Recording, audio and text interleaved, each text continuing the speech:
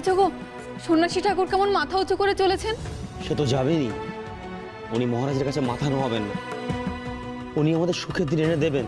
দেখো উনি আজ পরাজয় কোনোভাবেই মেনে নেবেন না। মহারাজ, আমার মন বলছে ওই সন্ন্যাসীকে আজ পরাজয় মানতেই হবে। আর এই প্রজাগণ এসেছে কেবলমাত্র আমাদের জন্য। আমি তো তোমাকে প্রথমেই বলেছিলাম রানী, ওই সন্ন্যাসী যা বলছে মিথ্যে বলছে। যারা হয়তো বুঝে গেছে তাই আমার কাছে ছুটে এসছে ক্ষমা প্রার্থনা করার জন্য। ওই সন্ন্যাসী যদি আজ পরীক্ষায় উত্তীর্ণ না হয়, প্রজাদের ঘর বাড়ি আমি জ্বালিয়ে পুড়িয়ে শেষ করে দেবো, সব কটাকে পিষে মেরে ফেলে দেবো। সেটা হয়তো ওরা আগে থেকেই বুঝে গেছে।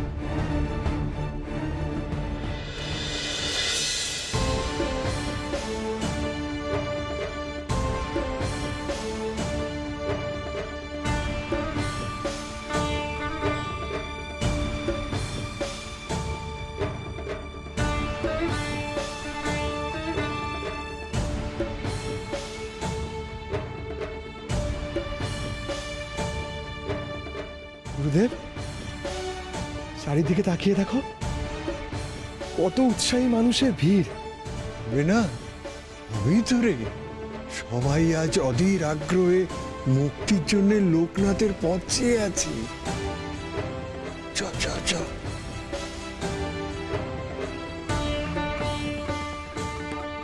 সন্ন্যাসী ঠাকুর, কে তুমি? দাঁড়াও। সন্ন্যাসী ঠাকুর, কতদিন কিছু মুখে দিইনি, আমার পরিবারের সবাই না খেয়ে আছে কোনো মতে। আপনি হঠাৎ আমাদের দুর্দশা ঘোচাতে এলেন। আপনি মানুষ নন সন্ন্যাসী ঠাকুর, আপনি আমাদের দেবতা। সত্যি আপনি আমাদের দেবতা। ছি ছি ছি ছি, এসব কি করছেন আপনি? আমি অতি এক সাধারণ ব্যক্তি, আমি কোনো দেবতা নই। আমি শুধু আপনাদের দুঃখে কষ্টে আপনাদের পাশে থাকার চেষ্টা করছি মাত্র। সেটাই তো অনেক ঠাকুর, সেটাই তো অনেক। আপনি যে বিপদের মধ্যে এগিয়ে গেছেন আমি জানি ঠাকুর, আমি জানি জয় আপনার হবেই। জয় না পরাজয় তা আমি জানি না, আমি শুধু এইটুকু জানি, যুগ যুগ ধরে দেবতারাই অসহায় দরিদ্র মানুষের পাশে এসে দাঁড়িয়েছে। আর আজও আমার বিশ্বাস ঈশ্বর তাই করবে। এই ধর্মযুদ্ধে ঈশ্বর হবেন আমাদের সকলের সহায়।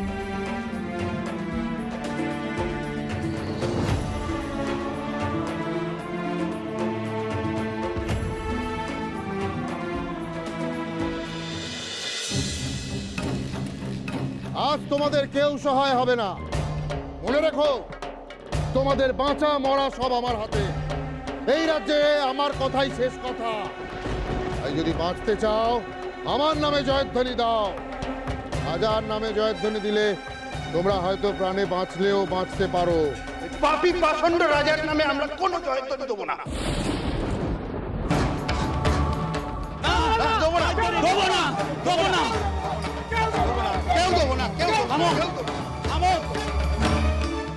থামো তোমরা, আজ রাজার এখানে বিচার হবে।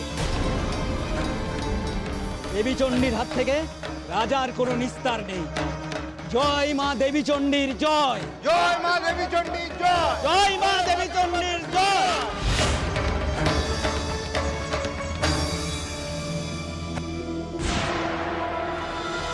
মহারাজ, এসব কি বলছে ওরা? ওই সন্ন্যাসী ওদের ভুল বুঝিয়েছে। আমি রোজ শক্তি মন্দিরে আসি, তাই শক্তি আমার সঙ্গে থাকবে। ওই সন্ন্যাসী সহ তোমাদের সকলকে এই ভুলের শাস্তি পেতে হবে। একবার ওই সন্ন্যাসীকে পরাস্ত হতে দাও, তারপর আমিও দেখব চণ্ডী মাতা কিভাবে তোমাদের রক্ষা করতে আসে। তোমাদের সকলকে আজ আমি এসো রানী।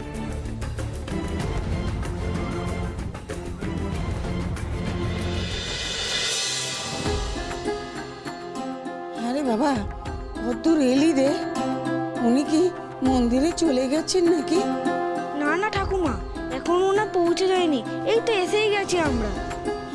আমার হয়েছে যত জ্বালা। চোখে একটু দেখি না, অমন সন্ন্যাসী ঠাকুরকে যে চোখটা ভরে দেখবো সেই সুযোগটাও ঠাকুর আমাকে দেয়নি।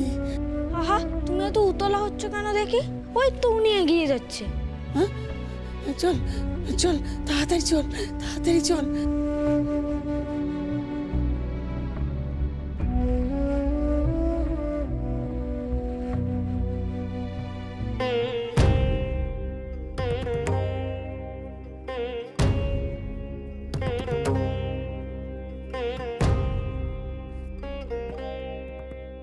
এই এই, কোথায় যাচ্ছ তুমি? চলে যাও। সন্ন্যাসী ঠাকুর, সন্ন্যাসী ঠাকুর, আমি আর আমার অন্ধ ঠাকুমা উত্তরকাশী সীমান্তে থাকি। ঠাকুমা আপনাকে প্রণাম করবে বলে সেই দূর থেকে এসেছি আমরা।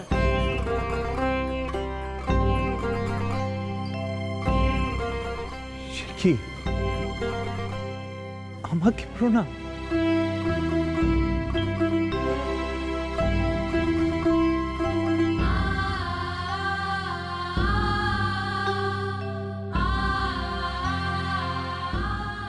কি কি করছো তুমি মা? সারা জীবন ঠাকুরের নাম শুনে এসেছি, কোনোদিন তাকে ছুঁয়ে দেখিনি। আজ তোমার পা ছুঁয়ে। এসব কি বলছো মা? আমি কোনো ভগবান নই, আমি খুব সাধারণ একজন। আমি যে তোমার আর এক সন্তান।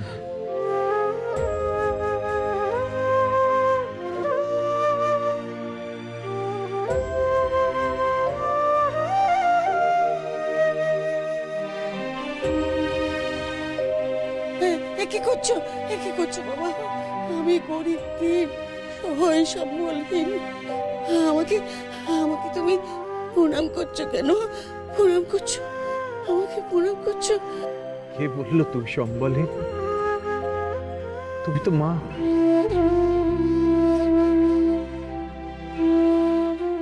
মায়ের মমতার থেকে আর কোনো বড় সম্বল হয়?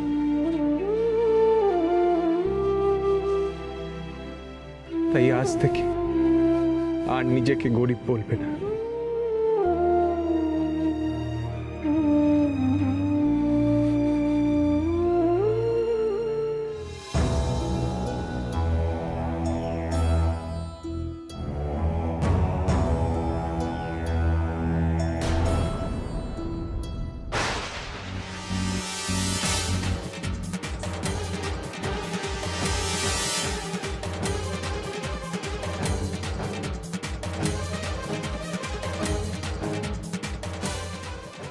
এ কি, ত্রিশূল যে সত্যিই কাঁপছে। এ কেমন করে হয়? তাহলে কি সকলের কথাটাই সত্যি?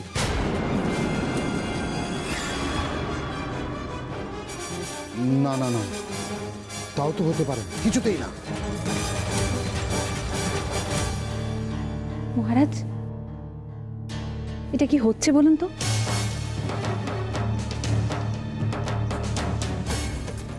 তার মানে ওই সন্ন্যাসীর কথাই সঠিক? অসম্ভব, একেবারে অসম্ভব। মহারাজ, আপনি স্বচক্ষে একবার দেখুন, ওই ত্রিশূল কাল সারা রাত ধরে এভাবেই কেঁপে চলেছে। আমি জীবনে কোনোদিন এমন হতে দেখিনি। আপনি রাজপুরোহিত, এ রাজ্যের বিশেষ পদাধিকারী। এই ভোজবাজিতে যে আপনিও বিশ্বাস রাখেন এ কথা তো জানতাম না।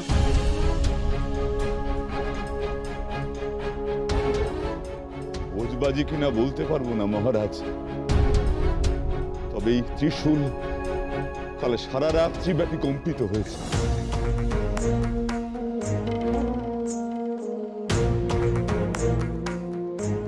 কি প্রমাণ আছে আপনাদের কাছে যে সারা রাত্রিব্যাপী এই ত্রিশূলে কম্পন হয়েছে? প্রমাণ প্রমাণ আমি নিজে মহারাজ। কাল সমস্ত রাত আমি দু চোখের পাতা এক করতে পারিনি। এক দৃষ্টে চেয়ে থেকেছি ওই ত্রিশূলের দিকে।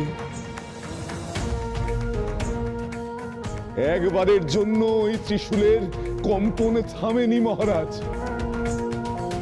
আপনি সত্য বলছেন তো? এই চণ্ডী মন্দিরে দাঁড়িয়ে আমি মিথ্যে বলবো? এত বড় অধর্ম আমার সইবে না।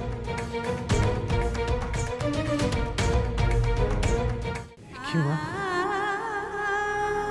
তোমার চোখে জল? তুমি তুমি আমাকে এভাবে মা বলে ডাকলে, কিন্তু আমি সহায় সম্বলহীন। আমি যে তোমায় কিছু দেব তাও আমার কাছে নেই বাবা। সব তুমি কি বলছো? তুমি হীন হতে যাবে কেন? তুমি মা, মায়ের আঁচল বিশাল হয়, তার মধ্যে মায়া, মমতা, স্নেহ, দহন সম্পদ সব থাকে মা, সব থাকে। গুরুদেব, তুমি দেখছো লোকনাথ কত সহজে সকলকে কিরকম আপন করে নিয়েছে? তুমি দেখো, দেখে মনে হচ্ছে না এই বৃদ্ধা যেন লোকনাথের কত দিনের পরিচিত? হ্যাঁ রে বেনি, সাধকের এটাই একমাত্র পরিচয়। একটা কথা জানবি, মাতৃশক্তির বন্দনা করতে শুধু পূজাই নয়, মাতৃশক্তিকেও গুরুত্ব দিতে হয়, তবেই না মোক্ষ লাভ হয়। সন্ন্যাসী ঠাকুর, এই রাজ্যের সকলের জন্য আপনি এত বড় একটা কাজ করতে চলেছেন। আমার মন বলছে সবার মুখে হাসি ফুটিয়ে আপনি সফল হবেন। মা চণ্ডীর আশিস পেলে আজ নিশ্চয়ই সবার মুখে হাসি ফুটবে।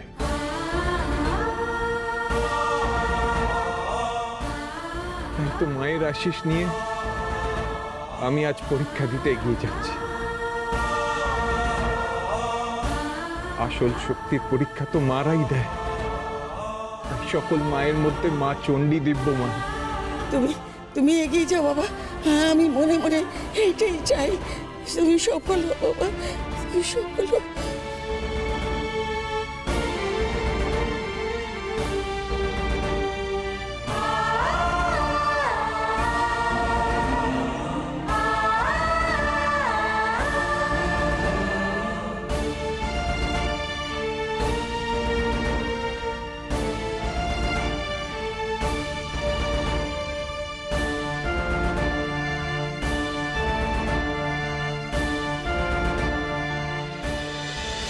মহারাজ, সত্যি কথা বলতে নিজের চোখের ওপর ভরসা করতে পারছি না।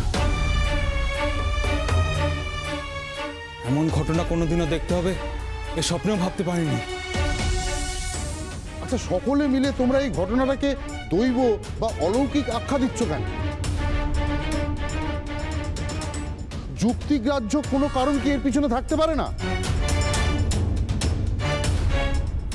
মহারাজ, তার মানে আপনি অন্য কোনো কারণের কথা বলছেন?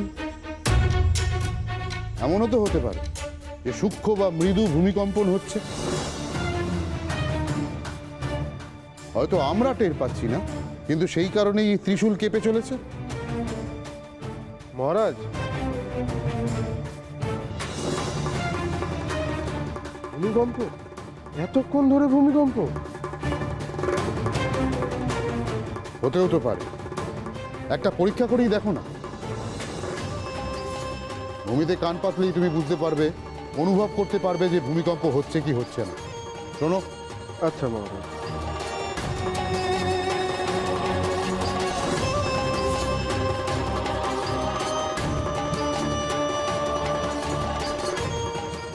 কি হলো, কিছু অনুভব করতে পারলে?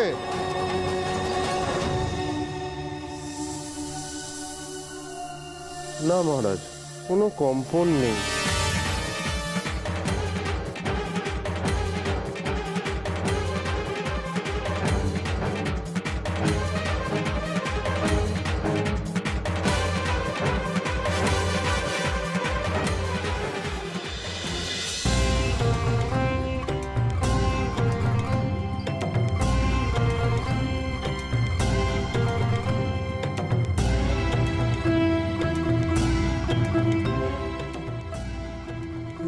লোকনাথ, এই তবে শক্তির দেবী মা চণ্ডীর মন্দির। হ্যাঁ গুরুদেব, আর এই মন্দিরেই আছে সেই আশ্চর্য ত্রিশূল। সত্যি কথা বলতে গুরুদেব, এই ত্রিশূল দেখলে মনের ভেতরে কেমন যেন হয়, বুকের ভেতরে এক অদ্ভুত কম্পন অনুভব করি। চলো চলো সবাই আবার চলো, একবার ওই সন্ন্যাসীর কাছে যাই, ওনার পা ছুঁয়ে আসি, আজ যে উনি আমাদের রক্ষা করবেন। চলো চলো চলো।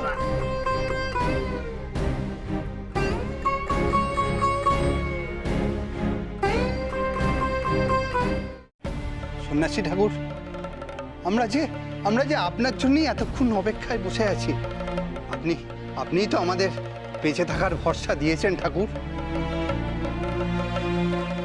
দয়া করে ওইভাবে বলবেন না, বেঁচে থাকার ভরসা তো স্বয়ং ঈশ্বর দেন, মানুষকে তার কর্ম করে যেতে হয়। আমি তো সেইটুকুই করছি মাত্র। আপনি সন্ন্যাসী ঠাকুরের গুরুদেব, আপনারা সবাই মিলে আমাদের জন্য যা করছেন আমরা কোনোদিন ভুলবো না। কিন্তু বাবা, আমরা দুজনে তো আপনাদের জন্য খাদ্য সংগ্রহ করতেই পারিনি। আমাদের আপনারা ক্ষমা করবেন, আমরা আপনাদের দেওয়া কথা রাখতে পারি, তার আগেই আমাদের বন্দি করা হয়। আপনাদের যে অন্যায় হয়ে বন্দি করা হয়েছে তা তো আমরা শুনেছি। এরা যে মহারাজ আর রানীমার কথা মতো শাস্তি দেওয়া হয়, মানুষকে কষ্ট দেওয়াটা ওদের কাছে একটা খেলা মাত্র। কিন্তু আজকের বরাতটা পারবে না। এই সন্ন্যাসী ঠাকুর অত্যাচারী রাজাকে উপযুক্ত শাস্তি দেবেনি। মহারাজ অপেক্ষায় আছেন, চলো সবাই, চলো মন্দিরে।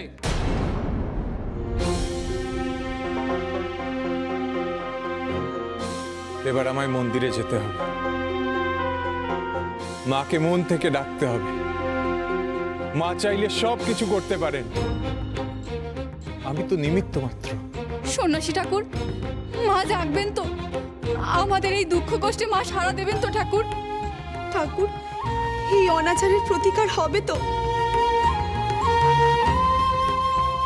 জানি না, সত্যিই আমি জানি না কি হতে চলেছে। আমার মন বলছে মা হয়তো সকল দেবতার শুভ তেজ নিয়ে এগিয়ে আসবে, কিন্তু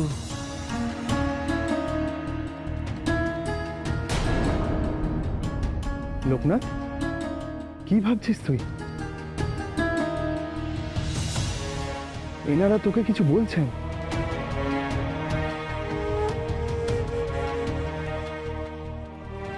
আমরা সকলে যদি মাকে মন থেকে ডাকতে পারি,